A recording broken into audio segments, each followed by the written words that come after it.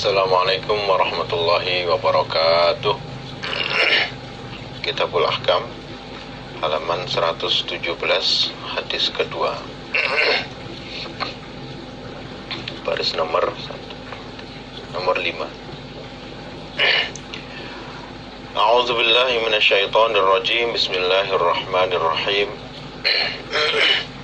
Haddatsana Ali ibn Abdullah, haddatsana Muhammad ibn Abdurrahman Abul Munzir At-Tufawi an Sulaiman Al-A'mash qala haddatsani Mujahid an Abdullah bin Umar radhiyallahu anhuma qala, berkata siapa Abdullah bin Umar,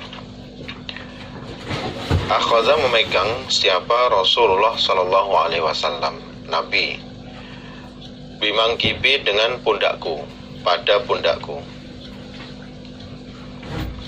Faqala, seraya berkata siapa Nabi, bersabda siapa Nabi, kun, jadilah kamu Abdullah bin Umar, fit dunya, di dunia, kehidupan dunia,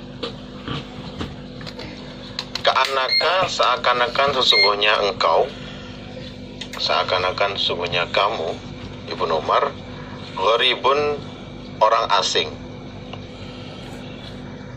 atau abiru sabilin, orang yang lewat jalan. Abdullah bin Umar bercerita, suatu hari Nabi memegang pundak saya seraya bersabda kepada saya, wahai Abdullah bin Umar, kamu di dunia ini, menjalani kehidupan di dunia ini, jadilah seperti orang asing. Orang asing yang memang dunia ini bukan tempat kamu yang sebenarnya, yang seterusnya kamu di situ, bukan. Namanya asing itu kalau kita bertempat di tempat yang memang itu pada akhirnya bukan tempat kita, ya kita akan menjadi orang asing di situ. Karena yang menjadi tempat selamanya buat kita itu adalah di akhirat.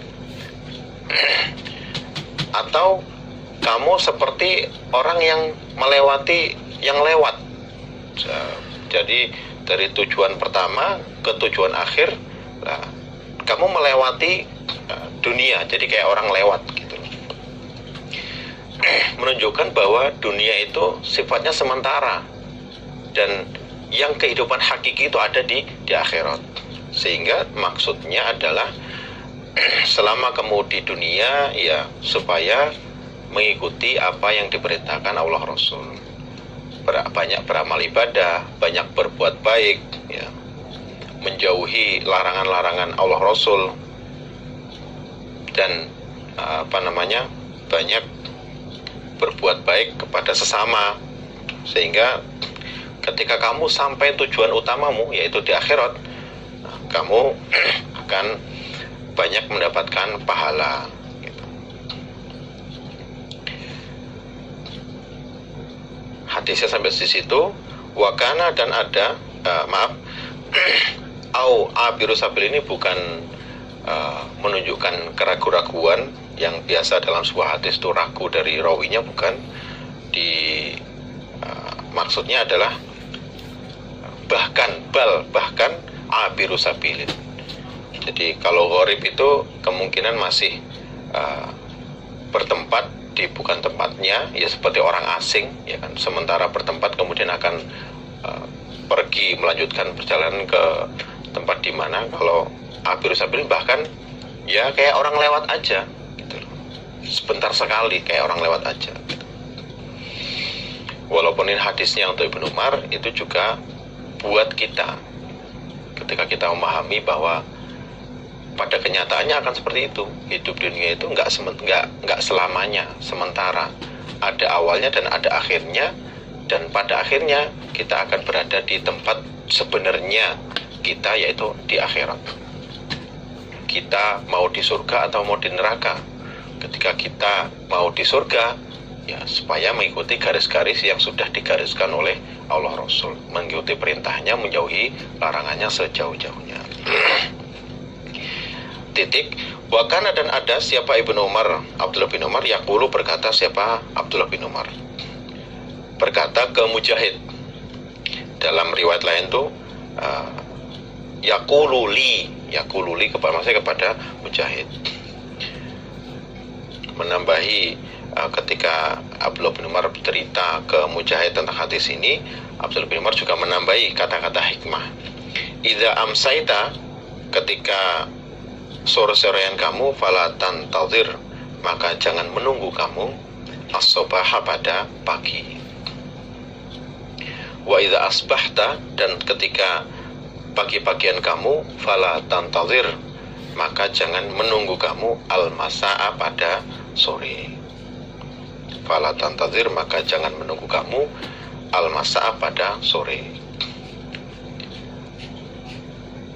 Kemudian Abdullah bin Umar berkata kepada Mujahid, kalau kamu punya kesempatan di sore hari untuk mengerjakan beramal baik, kerjakan saat itu juga.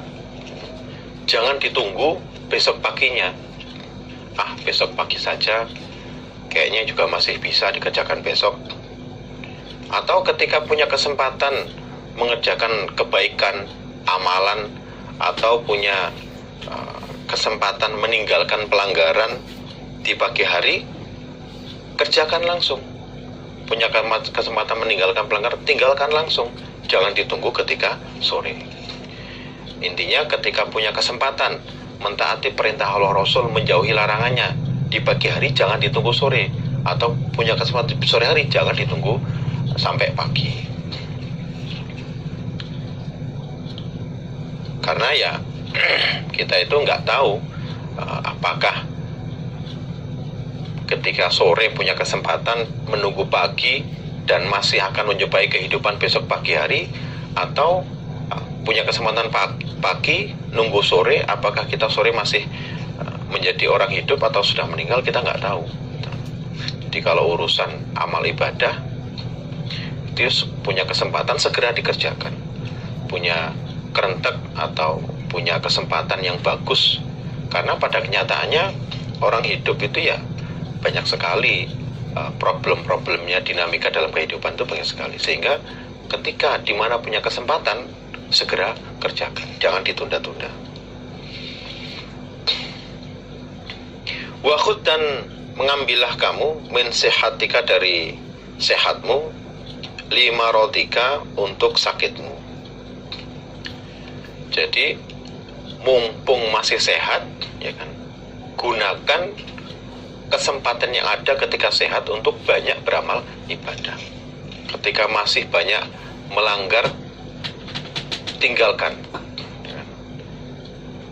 Karena semua orang itu akan ada menjumpai masa sakit. Ketika sakit kita nggak akan tahu berapa lama kita sakit. Jangan sampai sehatnya itu sebentar, kemudian ada kesempatan nggak digunakan, sakitnya lebih lama daripada waktu sehatnya, sehingga kesempatannya sedikit sekali jadinya gitu.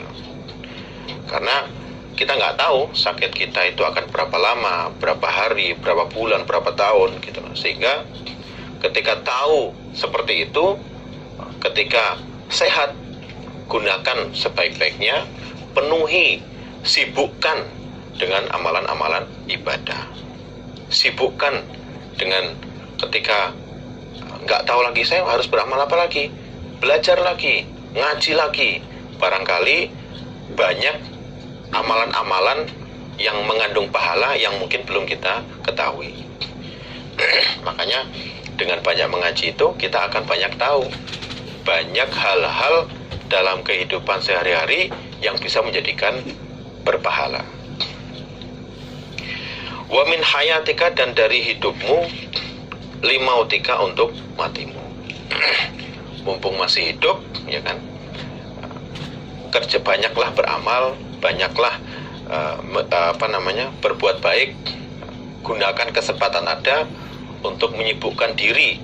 Jadi dalam sehari 24 jam itu ditata betul-betul waktunya, jangan sampai ada waktu terlewat ya, untuk tidak mengerjakan amalan ibadah. Kalau merasa masih banyak dosa, masih banyak melanggar larangan Allah, mumpung masih hidup, mumpung masih sehat, segera tinggalkan, segera tobat, ya. Ganti dengan perbuatan-perbuatan baik, banyak minta ampun kepada Allah. Karena ketika sudah meninggal, ya tidak bisa berbuat apa-apa, tidak bisa menambah lagi perbuatan-perbuatan baik. Rawahul Bukhari fi Kitab ar-Riqaq. Haddatsana Ismail qala haddatsana Malik an Abi Zinad an al-A'raj an Abi Hurairah radhiyallahu anhu an Rasulillah sallallahu alaihi wasallam. Qala, bersabda siapa Nabi, idza nazara, ketika melihat, siapa ahadukum, salah satu kalian, ilaman, pada orang, fuddila, diberi kelebihan, diberi keutamaan, diberi kefadalan, siapa alaihi, orang, fil mali, di dalam harta, wal khalqi, dan kejadian, maksudnya lebih ke fisik, fal yanzur, maka supaya melihat dia, fal yanzur, maka supaya melihat dia, ilaman, pada orang, huwa, dia orang, iku asfala, lebih rendah, minhu, daripada dia yang melihat tadi. Hadis ini menunjukkan bahwa ketika ada penyakit, ya kan, ini ada obatnya. Jadi karena ketika tidak segera diobati, itu akan menjadikan masalah. Jadi ketika salah satu kalian melihat orang lain lebih unggul, lebih bagus, lebih banyak hartanya, kemudian secara kejadian, secara fisik lebih bagus daripada kalian, menurut kalian, itu kan penyakit itu. Itu kalau tidak segera diobati, itu akan menumbuhkan rasa iri yang akhirnya bisa merusak, ada keinginan merusak apa yang dimiliki oleh orang lain. Sehingga obatnya oleh Nabi diberitahu supaya melihat orang yang lebih rendah dari harta atau fisiknya di bawahnya dia, gitu. Mobil, melihat orang yang punya mobil, ya kan, melihat orang lain yang menurutnya lebih ganteng atau lebih cantik, nah, itu supaya segera diobati, gitu. Segera melihat ke orang lain, kondisi orang lain yang dia punyanya hanya sepeda motor, melihat orang yang tidak punya sepeda motor, yang hanya bisa jalan kaki, sehingga bisa menjadikan dia lebih bersyukur. Atau mungkin melihat orang lain yang lebih cantik, lebih ganteng, biar nggak terlalu terobsesi oleh hal seperti itu, coba ke rumah sakit yang anggota tubuhnya nggak lengkap atau punya cacat, sehingga kita melihatnya dengan hanya kita anggota tubuhnya utuh situlah saja lah, sudah bisa merasa sangat bersyukur sekali, sehingga hatinya tidak terbebani, tidak terlalu mengejar kesempurnaan yang sebenarnya nggak ada artinya, gitu loh. Ya, sebenarnya nggak ada artinya, gitu. Karena pada kenyataannya kalau orang Jawa itu semuanya sawang sinawang. Kadang-kadang itu hanya di benak kita saja, kayaknya punya mobil itu bisa lebih enak, wah kayaknya dia lebih baik, kadang-kadang belum tentu, dan kenyataannya begitu. Punya mobil bagus, bingung ngisi bensinnya. Atau punya cantik, ganteng, tapi kadang akhlaknya nggak baik. Nah, sehingga ya itu tadi, ketika kita tahu dunia itu sawang sinawang, ya kita jangan selalu melihat orang yang kelebihannya di atas kita. Sering-seringlah melihat orang yang kondisinya di bawah kita, ya kan, entah itu dari fisik, entah itu dari harta dunia, sehingga kita selalu bisa bersyukur gitu. Bersyukur, legowo. Ketika kita legowo, ya kan, untuk melakukan kegiatan sehari-hari itu ringan, nggak terbebani, semuanya lancar. Pada kenyataannya sudah, mungkin jenengan juga bisa merasakan, kadang hanya masalah sepele saja itu bisa menjadi pemikiran sehari itu, memikirkan itu berat. Sholat nggak konsentrasi, ibadah nggak konsentrasi, ya kan, kerja nggak konsentrasi, efeknya akan banyak sekali gitu. Sehingga secara tidak langsung Nabi itu juga memberitahu hal-hal yang memberatkan itu ya supaya segera diobati, ya kan. Ketika memang masalahnya itu di hati, ini kan masalah hati kan, jadi gimana kita melihat orang lain itu menurut kita kok kayaknya lebih bagus, lebih wah daripada kita, itu supaya segera diobati.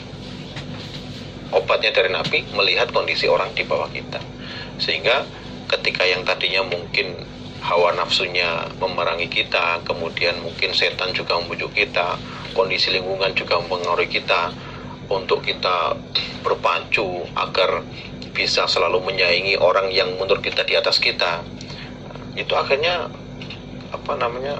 ibadahnya itu nggak konsentrasi. Wah, saya harus lebih kelas lagi, atau wah gimana kok ternyata ada yang lebih ganteng daripada saya, lebih cantik daripada saya, gimana caranya biar saya lebih ganteng daripada dia, lebih cantik daripada. Jadi kehidupannya yang dipikirkan itu aja gitu.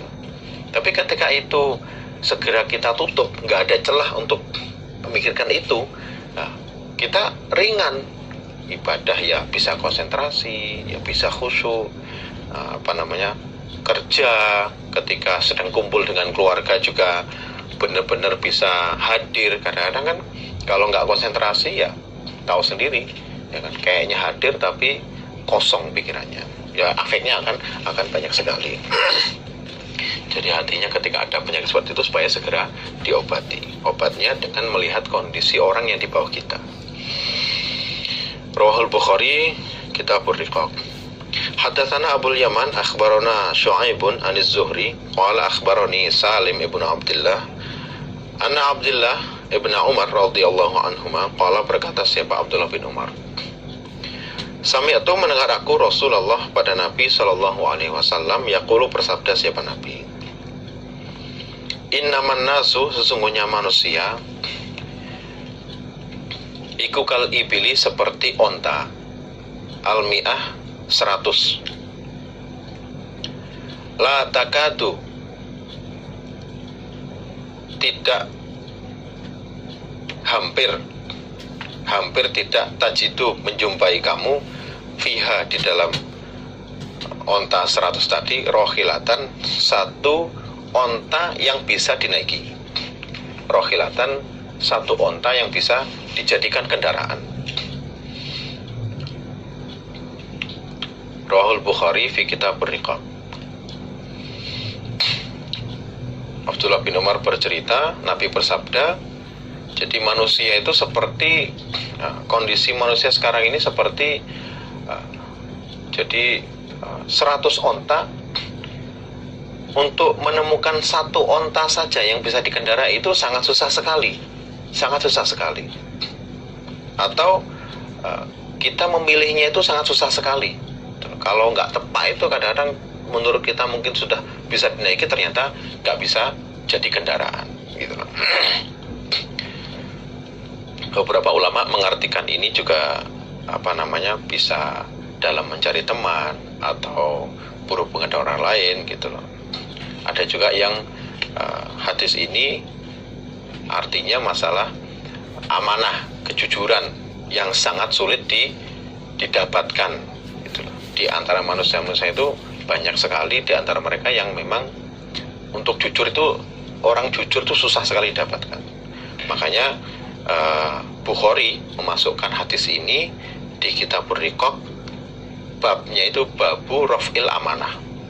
Babu raf'il amanah, hadisnya hadis ini. Jadi secara tidak Bukhari mengartikan hadis ini bahwa amanah itu sudah, ketika amanah sudah diangkat, ya kan, sehingga kondisinya akan susah sekali kamu menemukan satu orang jujur di antara 100 orang, itu sangat susah sekali gitu. Maka dari itu kita yang menjadi orang Islam, orang Muslim, ketika bahwa amanah jujur itu adalah sudah menjadi perintahnya Allah Rasul, supaya kita taati, kita kerjakan, sehingga kita sendiri ya kan akan tidak kesulitan menjadi orang yang jujur. Yang jelas itu juga menunjukkan bahwa pada akhir zaman orang sudah banyak meninggalkan Al-Quran hadis, sehingga mereka sendiri nggak tahu perintahnya Allah Rasul bahwa orang harus jujur, orang harus amanat gitu. Sehingga akan sulit sekali menemukan orang yang jujur, orang yang amanah. Sehingga itu juga menjadi peringatan buat kita, jangan sampai walaupun sudah akhir zaman, kita juga alhamdulillah sekali kita masih bisa mengkaji, mengetahui apa yang menjadi perintahnya Allah Rasul, terutama bahwa orang Islam itu harus amanat, harus jujur. Haddatsana Qutaibah ibn Sa'id, haddatsana Ismail ibn Ja'far an Amr wa an Sa'id ibn Abi Sa'id al-Maqburi an Abi Hurairah radhiyallahu anhu annahu sumanya Abu Hurairah qala, berkata siapa Abu Hurairah,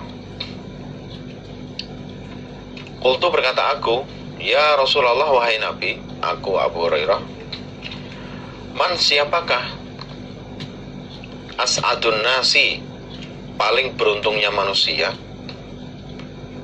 bisyafa'atika, dengan pertolonganmu, dengan syafaatmu, yaumal qiyamati, besok pada hari kiamat.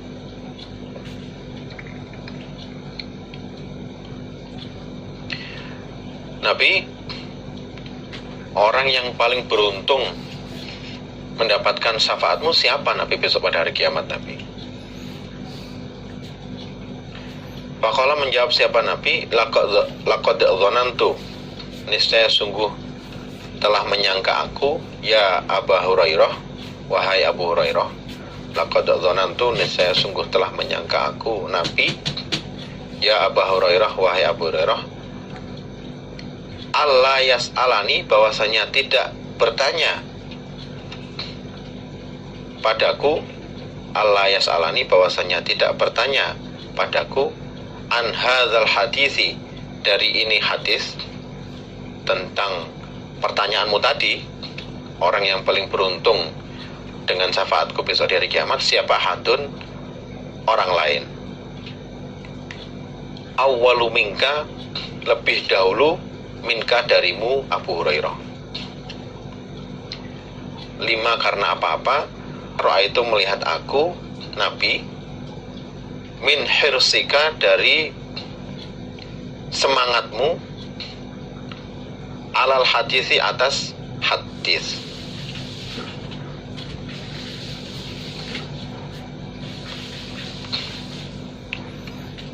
As'adun nasi, adapun yang paling beruntungnya manusia, bisyafaati, dengan syafaatku, yaumal qiyamati, besok pada hari kiamat, ikuman orang, qala, berkata dia, la ilaha illallah, berkata la ilaha illallah, khalisan, ikhlas, min qibali nafsihi, dari arah dirinya.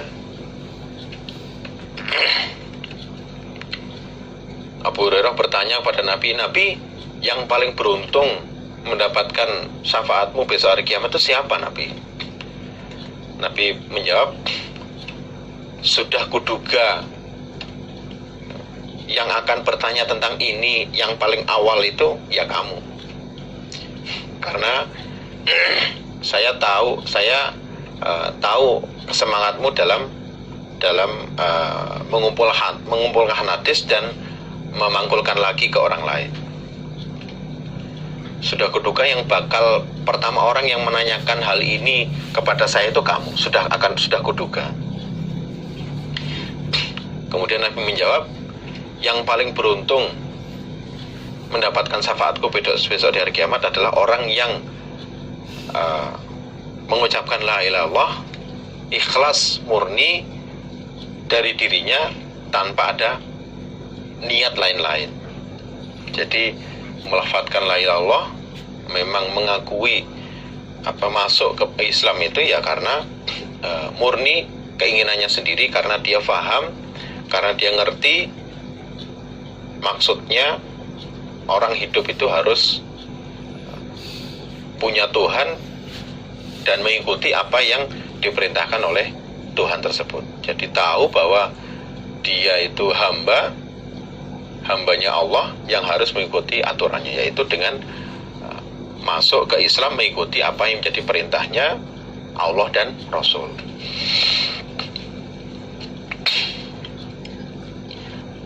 Tapi orang yang mengatakan la ilaha illallah khalisan min qibali nafsihi itu, kalau dia faham betul ya, dia akan otomatis tahu konsekuensi dari ucapannya la ilaha illallah. Seperti zaman dulu ya, zaman Nabi ya, pamannya Nabi malu, tidak mau mengatakan la ilaha illallah. Nabi bilang, ucapkan saja la ilaha illallah, besok di hadapan Allah akan saya perjuangkan jenengan mati-matian. Tapi karena pamannya malu dengan teman-temannya, penggede-penggedenya, pembesar-pembesar orang musyrik, sehingga pamannya meninggal tidak mau mengucapkan la ilaha illallah. Tapi pamannya tahu, ketika karena pamannya orang Arab ya, tahu bahasa Arab, bahwa kandungan konsekuensi dari ucapan la ilaha illallah itu apa, sehingga bukan sesuatu yang mudah. La ilaha illallah aja bukan seperti itu saja. Dia tahu konsekuensinya bahwa ketika orang mengucapkan la ilaha illallah, menyerah pasrah kepada Allah, mengikuti apa yang diperintahkan Allah Rasul, kan harus sholat, zakat, puasa, dan mengikuti semua syariat Allah yang ada, mengikuti apa yang menjadi perintahnya Allah Rasul. Itu sudah konsekuensinya seperti itu.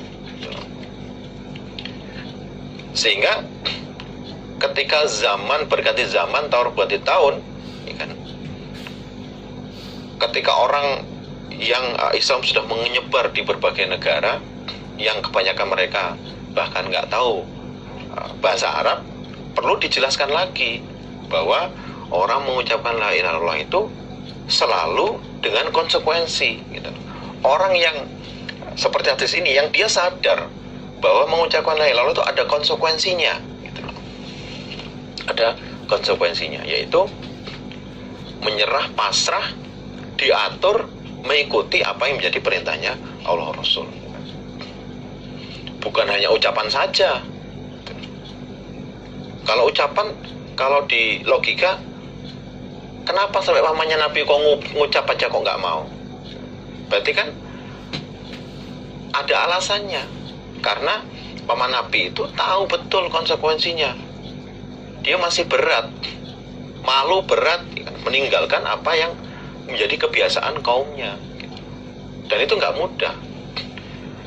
Makanya kita yang bukan orang Arab perlu dijelaskan lagi akhirnya bahwa man qala la ilaha illallah khalisan min qibli nafsihi itu adalah as'adun nasi bi syafaati yaumil qiyamah.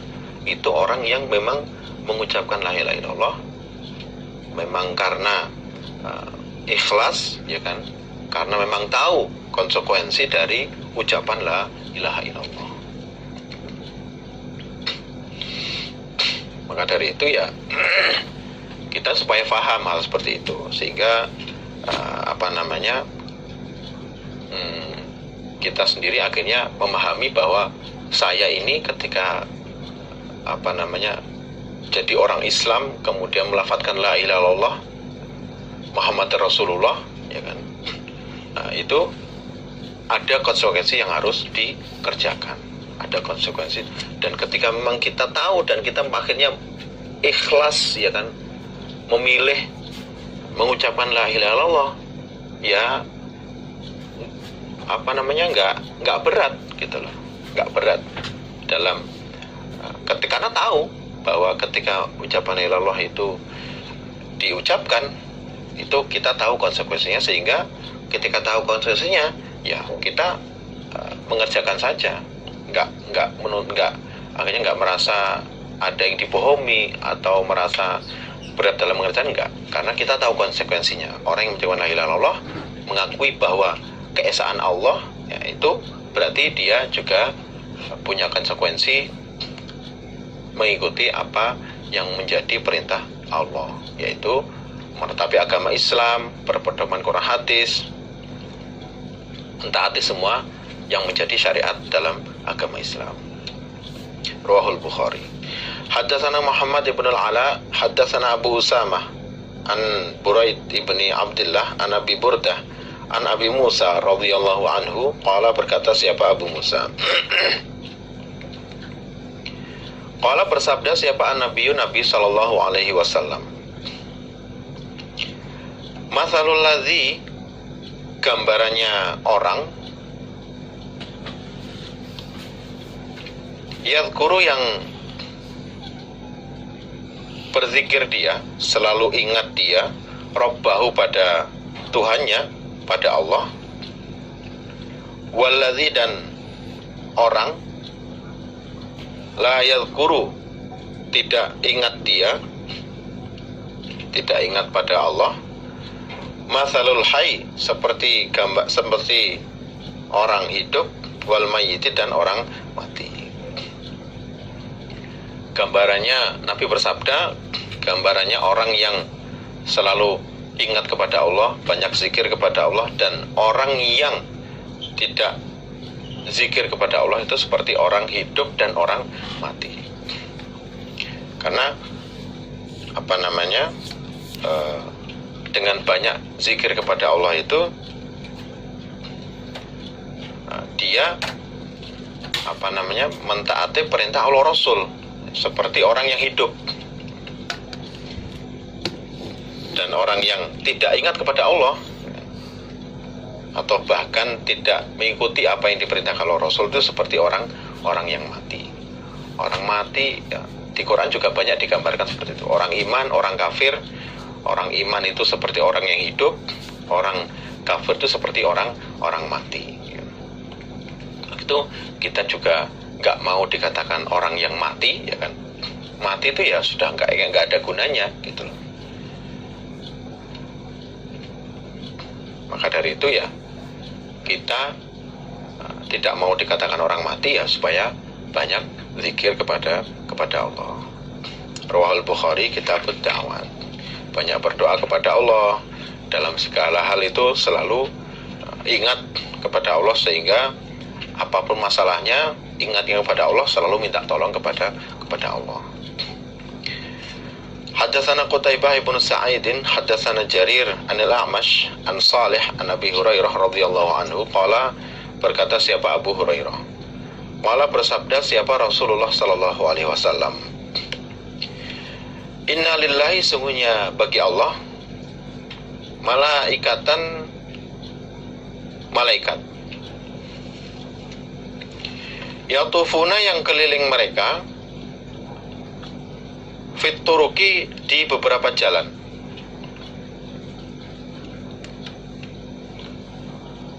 yaltamisuna, mencari mereka,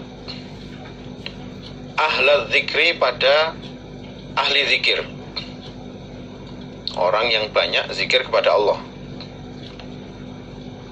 Fa idza wajadu, maka ketika menjumpai mereka, malaikat yang mencari ahli zikir, kauman, pada kaum, yadhkuruna Allah, yadhkuruna, berzikir mereka Allah pada Allah, tanadau, maka saling memanggil mereka, halummu, kemarilah kalian, ila hajatikum, pada keperluan kalian. Kalau berkata siapa Nabi, Fayahuffunahum, maka mengitari mereka malaikat, hum pada mereka kaum yang zikir kepada Allah, bi ajnihatihim, dengan sayap mereka, ilas samai, sampai langit, ilas samai dunia, sampai langit dunia. Jadi Allah itu punya malaikat-malaikat yang berada di jalan-jalan. Mereka mencari hamba-hamba Allah yang sedang zikir. Ketika salah satu dari mereka menjuntai sebuah kaum yang sedang berzikir kepada Allah, mereka memanggil teman-temannya, sini, ini loh yang kalian cari ada di sini. Kemudian mereka mengitari orang-orang yang berzikir tersebut dengan sayapnya sampai ke langit dunia. Qala, bersabda siapa Nabi, fayas aluhum, maka bertanya pada mereka malaikat, siapa Rabbuhum, Tuhan mereka, Allah. Wahwa, adapun Allah, iku a'lamu, lebih tahu, minhum, daripada mereka, ma apa-apa yaqulu, yang berkata siapa ibadi, hambaku. Kemudian Allah bertanya kepada mereka, sebenarnya umpama Allah nggak nanya itu tahu gitu. Allah itu lebih tahu dari apa yang diucapkan oleh hambanya. Hamba itu sedang zikir, sedang apa, itu sebenarnya Allah tahu. Cuman Allah tetap nanya kepada malaikat. Qalu, berkata mereka, yaquluna, berkata mereka hamba yang mereka ucapkan, yusabbihunaka, mensucikan mereka kepadamu Allah. Mereka membaca tasbih. Wa yukabbirunaka, dan mengagungkan mereka kepadamu. Mereka membaca takbir. Wa yahmadunaka, dan memuji mereka kepadamu. Wa yumajjidunaka, dan memuji mereka kepadamu. Mereka berzikir kepadamu ya Allah. Mereka sedang zikir kepadamu ya Allah. Qala, bersabda siapa Nabi, fayaqulu, maka berfirman siapa Allah, hal adakah ra'auni, melihat mereka ni padaku. Lah mereka kok memuji saya, mengagungkan saya. Apakah mereka itu melihat saya? Qala, bersabda Nabi, fayaquluna, maka menjawab mereka para malaikat, la, tidak. Wallahi, demi Allah, ma ra'auka, tidak melihat mereka kepadamu. Enggak ya Allah, mereka tidak melihat engkau. Jadi mereka ya memang zikir, tapi bukan karena melihatmu terus zikir, itu tidak. Qala, bersabda siapa Nabi, fayaqulu, maka berfirman siapa Allah, wa kaifa, dan bagaimana, lau ra'auni, seandainya melihat mereka ni padaku.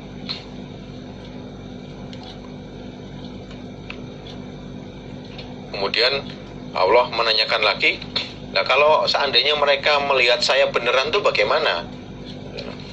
Qala, bersabda siapa Nabi, yaquluna, menjawab siapa malaikat, lau ra'auka, seandainya melihat mereka kepadamu,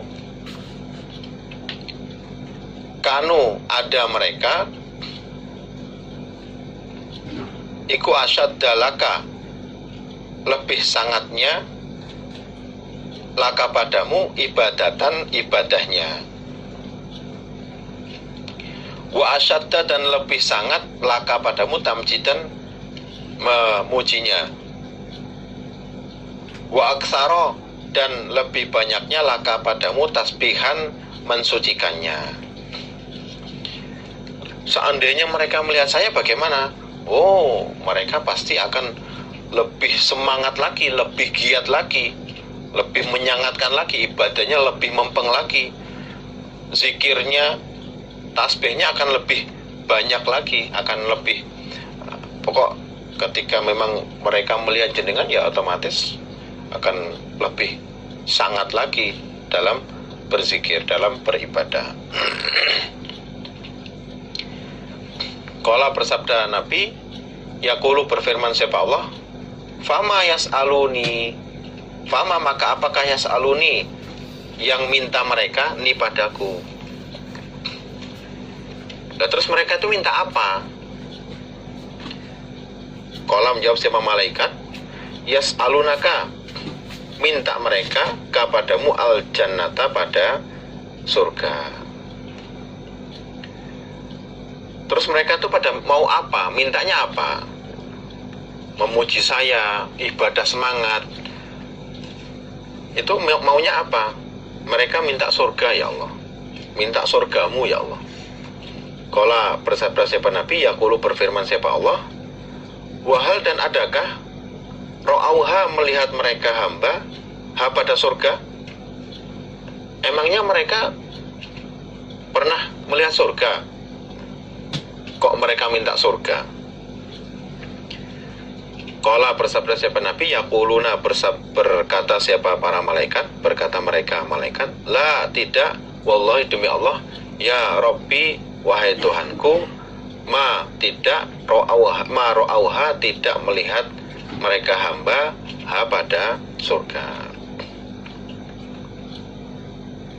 Iya ya Allah, padahal mereka juga belum pernah melihat surga, tapi mereka minta surga ya, karena orang iman, orang Islam, mereka iman terhadap apa yang diceritakan Allah Rasul dalam Al-Quran, dalam hadis tentang surga. Mereka jadi dengan imannya itu mereka akhirnya minta surga. Tapi Allah nanya ke malaikat, emang mereka pernah lihat? Belum pernah ya Allah melihat ke surga. Qala bersabda Nabi, yaqulu berfirman siapa Allah, fa kaifa, maka bagaimana? Sesungguhnya mereka ro'auha melihat mereka ha pada surga. Qala bersabda siapa Nabi, yaquluna berkata mereka para malaikat, lau annahum seandainya sesungguhnya mereka, lau annahum seandainya sesungguhnya mereka, ro'auha melihat mereka ha pada surga,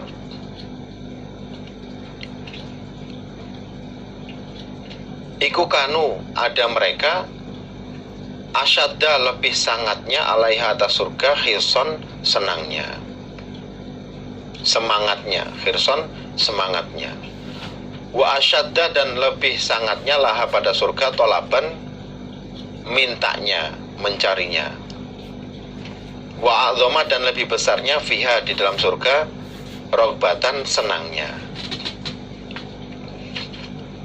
Kemudian Allah bertanya, kalau seandainya mereka melihat, bagaimana melihat surga? Malaikat menjawab, oh ya otomatis ya Allah, mereka akan lebih semangat, mereka akan lebih gigih lagi, akan lebih memperjuangkan bagaimana bisa masuk ke dalam surga. Mereka baru hanya iman dengan apa yang Allah firmankan di Quran, yang Nabi sabdakan di hadis tentang bagaimana surga saja, mereka sudah semangat sekali. Kalau mereka bisa melihat, mereka akan lebih semangat daripada itu. Mereka akan lebih lebih besar lagi keinginannya untuk bisa mendapatkan surga, lebih sangat lagi dalam mencari surga. Qala berfirman siapa Allah, famima maka dari apa, ya ta'awwadzuna minta perlindungan mereka. Qala bersabda siapa Nabi, yaquluna berkata mereka para malaikat menjawab, minan nari dari neraka.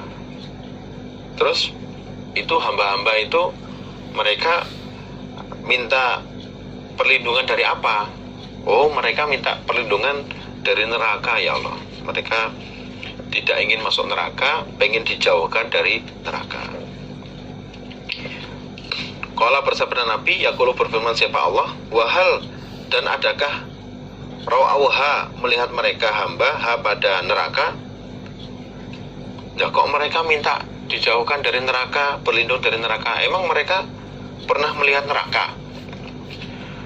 Qala bersabda siapa Nabi, yaquluna berkata siapa mereka malaikat, la tidak, wallahi demi Allah, ma ra'auha tidak melihat mereka ha pada neraka.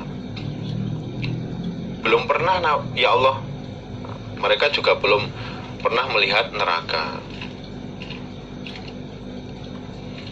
Qala bersabda siapa Nabi, yaqulu berfirman siapa Allah, fa kaifa maka bagaimana, lau ra'auha seandainya melihat mereka hamba ha pada neraka.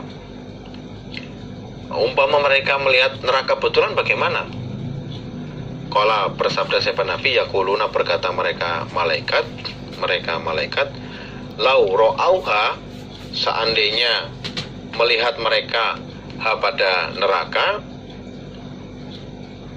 kanu ada mereka hamba asyadda lebih sangat minha dari neraka, firoron larinya, wa asyadda dan lebih sangat laha pada neraka, makhofatan takutnya. Seandainya mereka melihat neraka beneran bagaimana? Oh, mereka ketika tahu bahwa neraka itu sangat-sangat ngeri, mereka akan lebih sangat larinya itu lebih menjauh lagi. Lari menjauh itu lebih kencang lagi larinya Nabi. Ya Allah, mereka akan benar-benar takutnya lebih-lebih. Sekarang sudah takut, ketika mereka melihat langsung, mereka akan lebih takut lagi. Qala berfirman bersabda siapa Nabi, fayaqulu maka berfirman siapa Allah, fa'ushidukum maka mempersaksikan aku pada kalian, anni sesungguhnya aku, fa'ushidukum maka mempersaksikan aku kum pada kalian para malaikat, anni sungguhnya aku, qad ghafartu sungguh telah mengampuni aku lahum untuk mereka.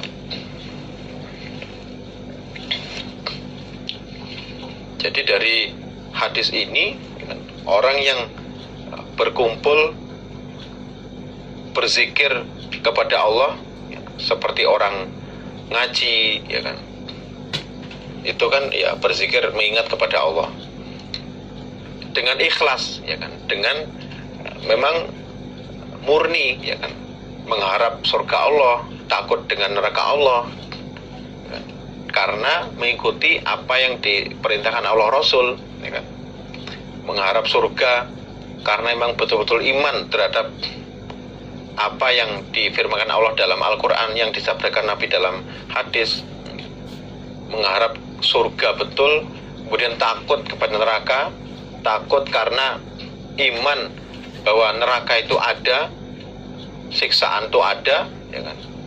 Seperti yang difirmankan Allah dalam Al-Quran, seperti yang disabdakan Nabi di hadis.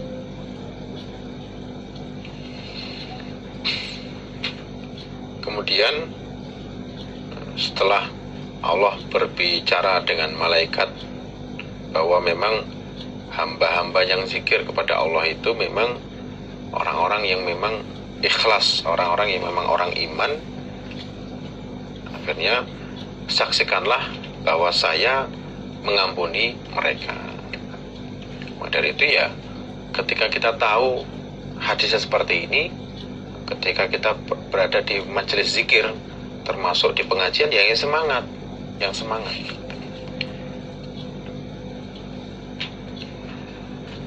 Qala bersabda siapa Nabi, yaqulu berkata siapa malakun malaikat, minal malaikah dari beberapa malaikat, fihim di dalam mereka orang-orang yang berzikir, hamba-hamba yang sedang berzikir, iku fulanun fulan, laisa tidak ada dia, minhum dari mereka, bukan orang yang ikut zikir. Innama ja'a sungguhnya datang dia, lihajatin untuk keperluan. Jadi ada perlu lain. Jadi datang ke situ itu bukan karena mengikuti majelis zikir, bukan karena untuk berzikir. Qala berfirman siapa Allah, hum mereka al-julasa'u teman duduk. La yashqa tidak celaka, bihim sebab mereka, sebab adanya orang yang zikir tadi. Siapa jalisuhum teman duduknya mereka, yang hanya duduk saja karena ada keperluan yang selain zikir, dia juga nggak ikut zikir karena dia berada di golongan orang yang zikir, maka itu tidak akan membuat celaka. Tetap diampuni oleh Allah, tetap diampuni oleh Allah.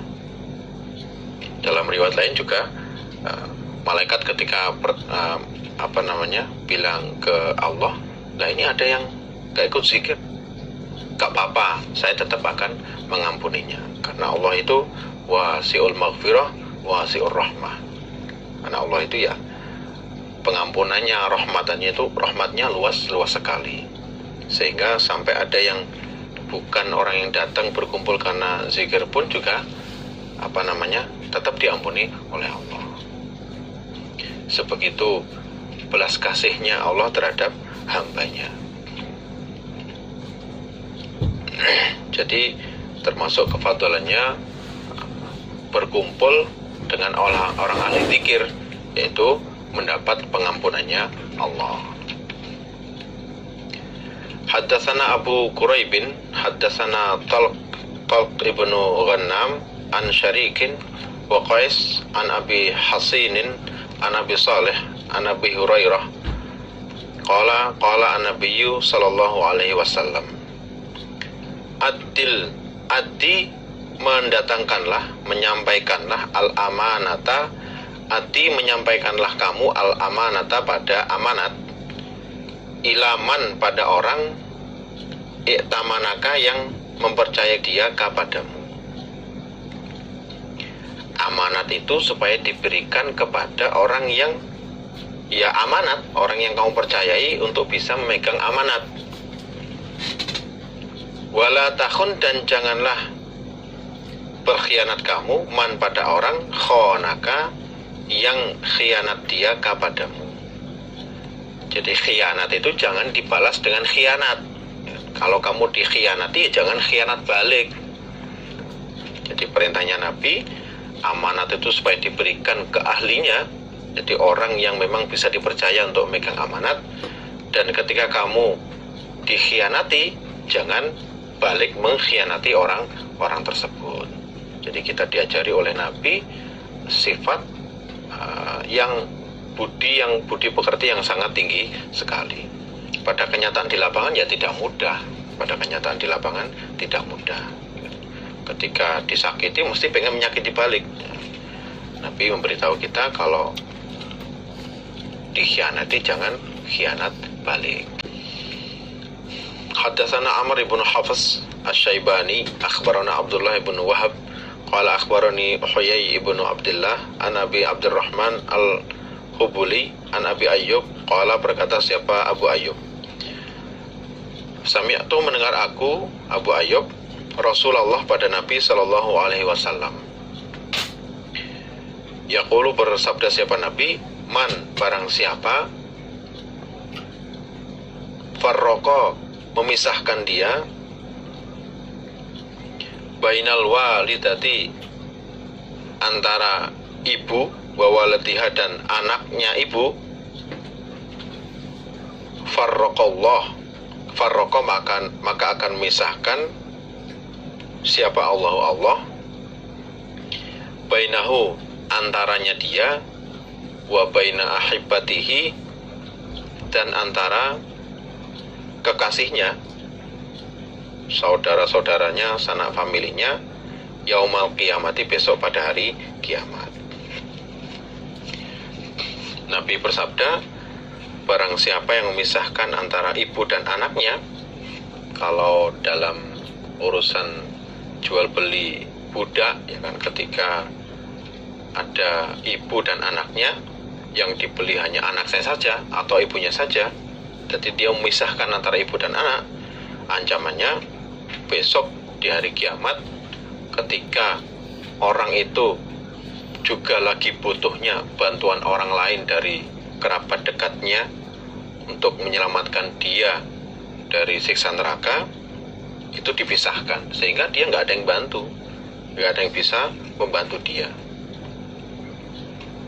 Atau ya hal-hal yang lain yang bukan urusan jual beli budak, yang akhirnya bisa berakibat memisahkan antara ibu dan anaknya, akan mendapatkan ancaman seperti ini juga.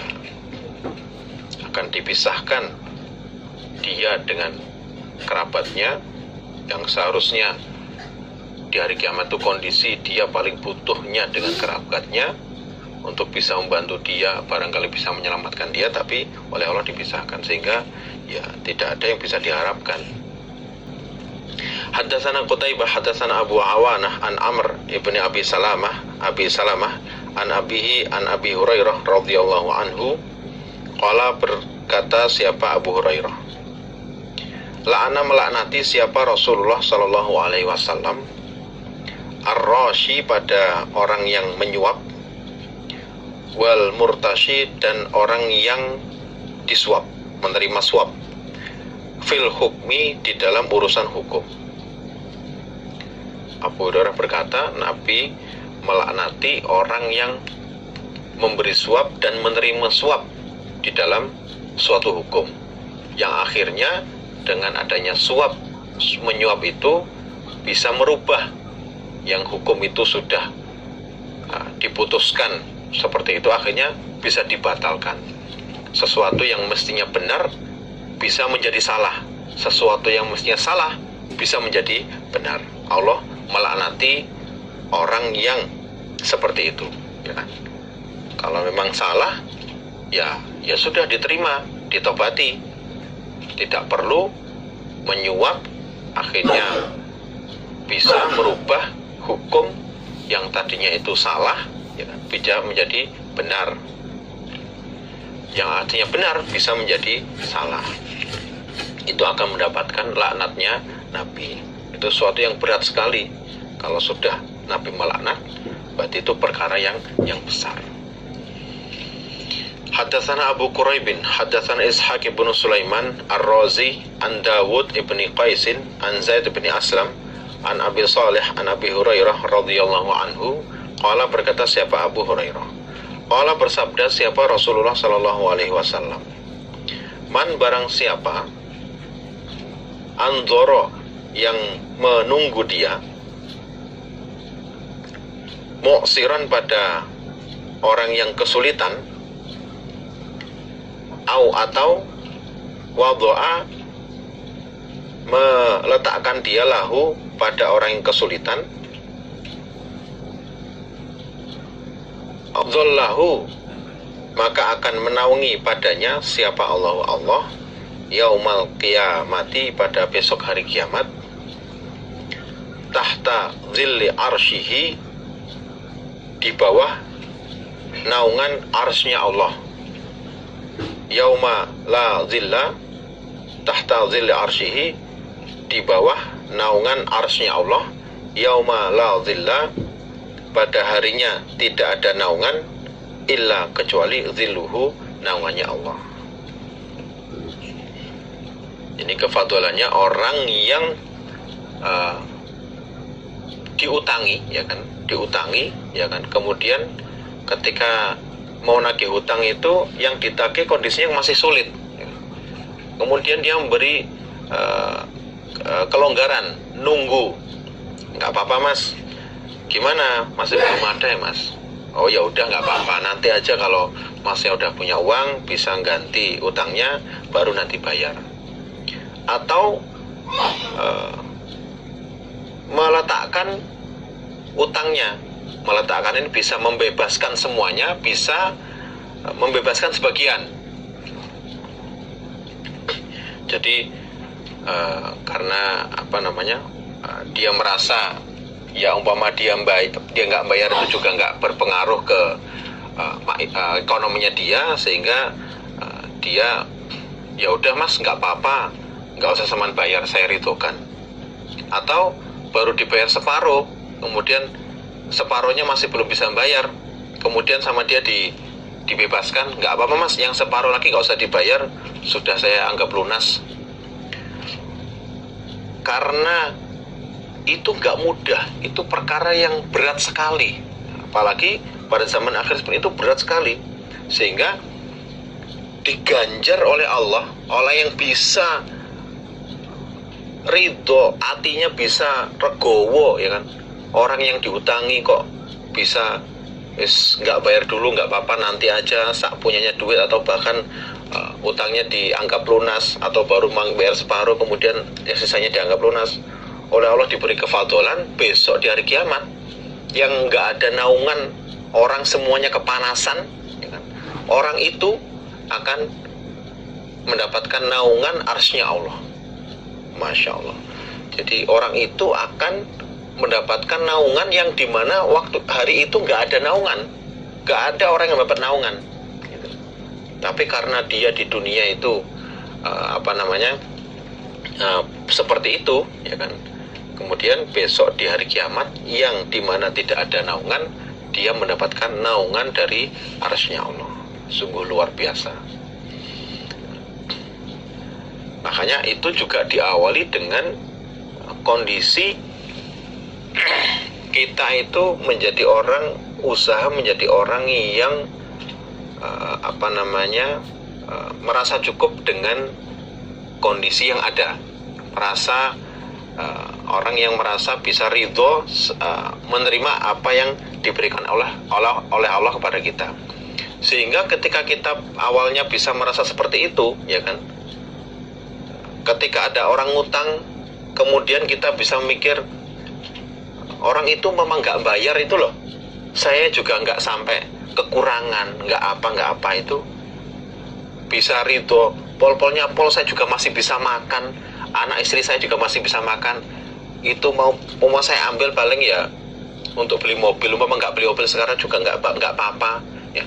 Awalnya itu dari bisa sifat nerimo ing pandum, ya kan, sehingga bisa timbul sifat seperti ini, akhirnya diganjar oleh Allah sesuatu yang pol sekali gitu.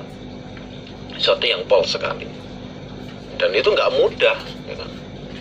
Apalagi kalau sudah di dalam hatinya sudah ada timbul bibit-bibit harus bersaing dengan yang lain, atau punya sifat yang sudah terlalu condong dengan keduniaan, itu sangat susah sekali untuk bisa meraihkan hasil ini.